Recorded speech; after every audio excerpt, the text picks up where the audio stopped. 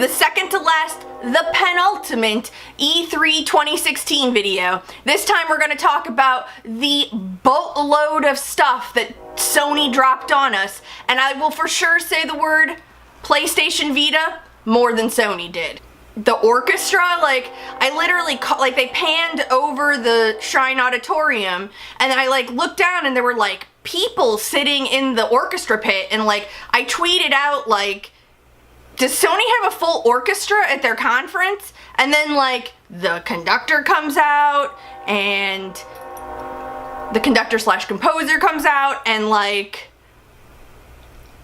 they just start playing this, awesome Nordic kind of music, and, the chanting of the men sounded very, of that era, so I was like, this has got to be God of War 4. I called it, way before Kratos showed up, and, yeah, and, what an introduction to God of War 4, right?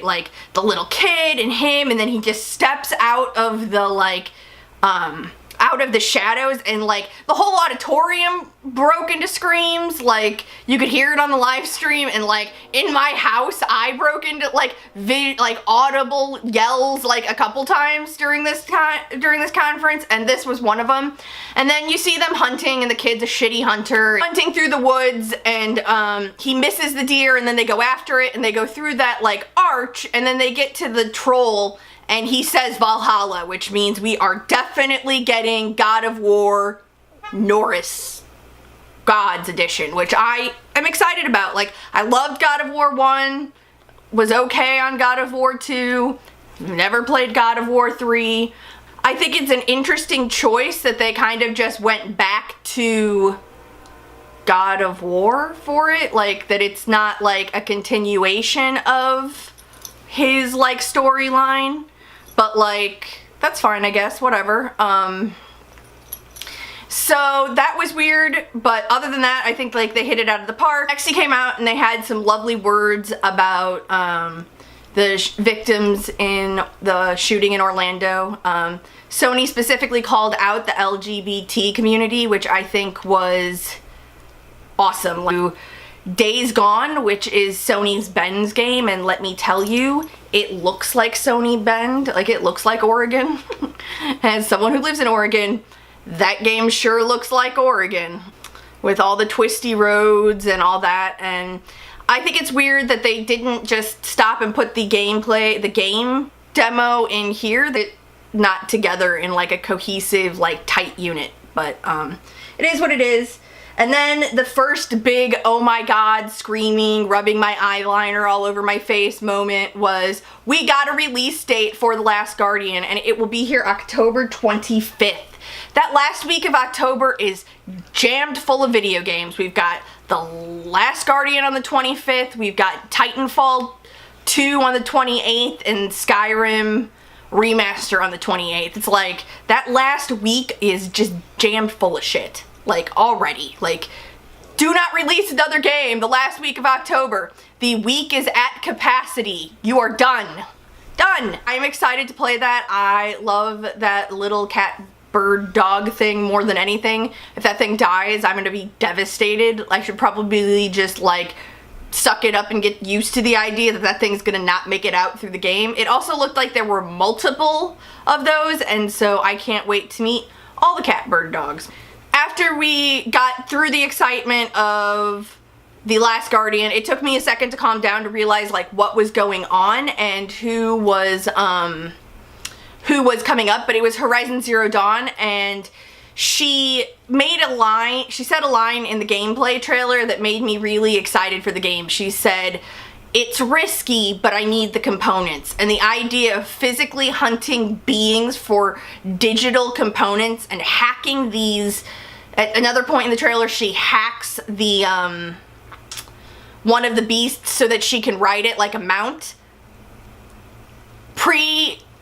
Post-apocalyptic, prehistoric Horizon Zero Dawn hacking is way more interesting to me than anything they will do in Watch Dogs 2. I think there's a lot they can do with it, and just the idea that you're going to hunt components for different pieces of tech, it's crafting in the sense that every fucking video game has crafting in it. It's just something about that concept in general is unique. It excites me. So that looked awesome.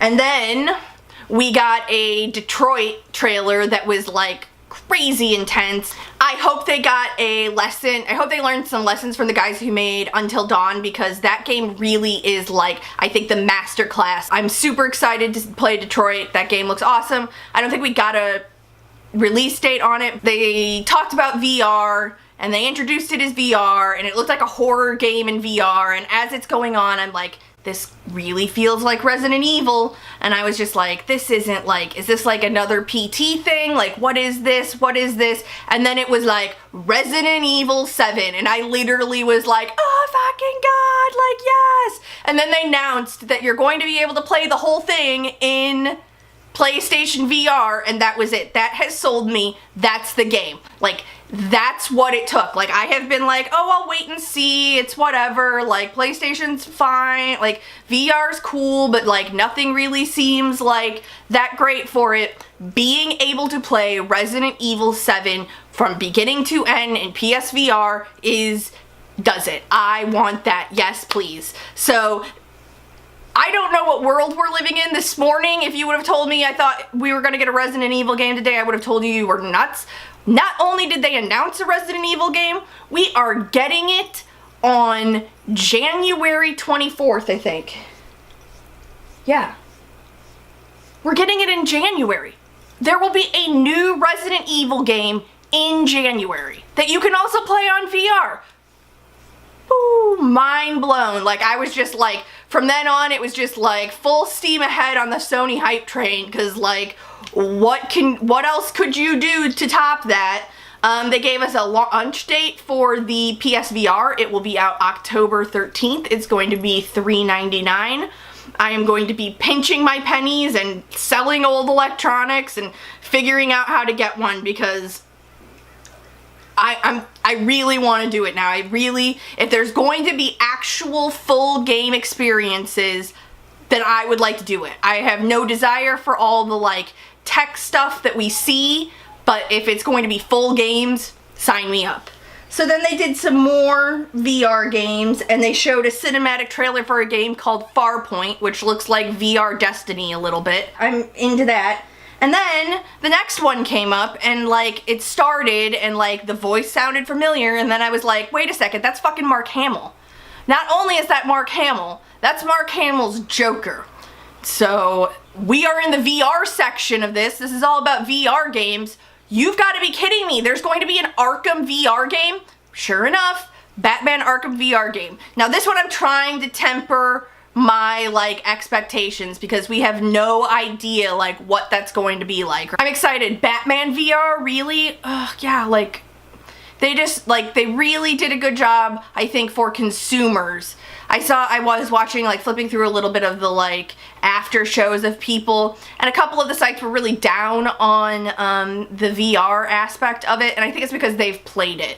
Like, they've been playing VR, they've had their hands on Oculus, they've had their hands on the Vive, like, they have those things.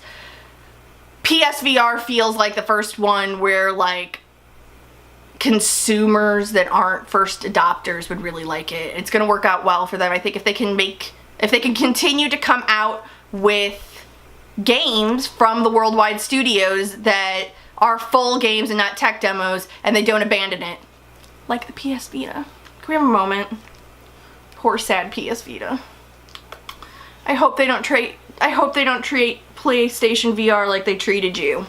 So, they did that, then they showed the new Call of Duty, and that was kind of weird because like they didn't really segue out of the VR section. They were just like, new Call of Duty, and it was like, okay, new Call of Duty, hooray. I'm just not into the new Call of Duty, I'm sorry. Even the space shit didn't make the new Call of Duty seem good to me. Oh, back in the VR section, they did show X-Wing, Battlefront X-Wing VR. Okay, yes, and that will be a PlayStation exclusive, PSVR exclusive. So, yeah, sign me up for that too. So just another check on the yes please to PSVR. And then in like a cool twist, they had the Crash Bandicoot theme, and they're remastering Crash Bandicoot 1, 2, and 3. If you want a new Crash Bandicoot though, you better be buying that HD collection, because I think that's the only thing that will motivate Activision to make it. And then we got to what I'm going to now refer to as the Final Fantasy VII moment, remaster moment, because now this seems to be a thing that Sony wants to do to us every year. The curtain comes up and it's Kojima. It's fucking Hideo Kojima. Like, hell yeah. Fuck yeah. Remember when Konami wouldn't even let him go to a fucking video game awards?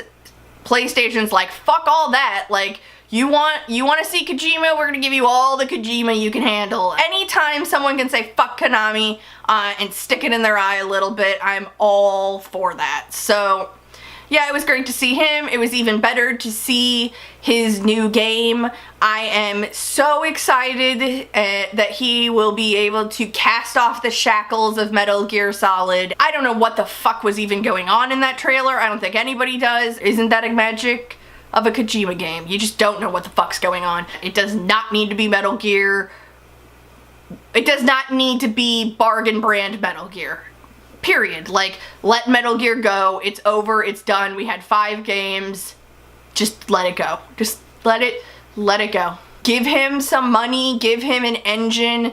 Don't fucking rush him and let him make like magic. Like, we're probably not seeing that game till 2020, 2019 early. My bet is they'll be like, it's coming in 2019, and then it'll be like, no, it's not coming till next year. It's 2020. So we'll see that game in like 4 years. Then the Insomniac logo appears. It's Insomniac. I love Sunset Overdrive. I'm a Sunset Overdrive like fangirl. And then it's a fucking Spider-Man game. It looks like it's Marvel Universe, Cinematic Universe Spider-Man. Yes. And yeah, it's Insomniac. It won't be a shitty game. And that was it. Like, that was the end of the conference. Like, they showed the Days Gone like gameplay after that, but like, to be honest, it was kind of a letdown after that. I would have just been like, Spider-Man, motherfuckers, I'm out of here. That was it. So if you liked this video, you liked any of the other ones you saw on E3, please like, subscribe, share them, let your friends know. You can get a hold of me on social media. It has been a crazy 2 days, and we will see The Legend of Zelda tomorrow. This little guy named Link is really excited to see what they're gonna do with Zelda tomorrow, but other than that, E3 is almost done. So I will see you guys tomorrow for Nintendo. Have a great night. My cat bird dog is running away. He's very antsy this evening. You wanna say hi? Hi. You wanna give me a kiss? What? He thinks Sony had the best press conference too.